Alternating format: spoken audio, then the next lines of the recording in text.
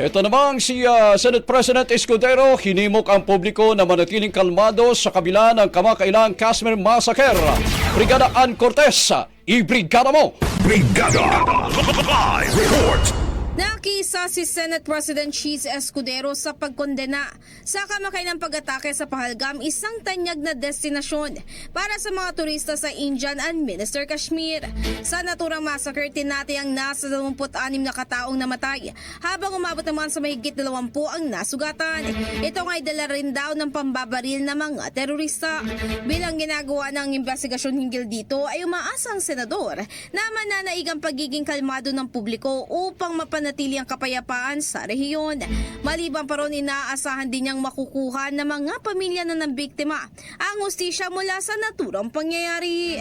In the heart of changing lives, ako si Brigada Ann Cortez ng 105.1 Brigada News FM Manila, the Music News of Brigada Balita Nationwide. Ang bahaging ito ay hatid sa atin ng Yummy-Bit ES3 Syrup. Simulang tuparin ang pangarap ng iyong anak. And stunting now,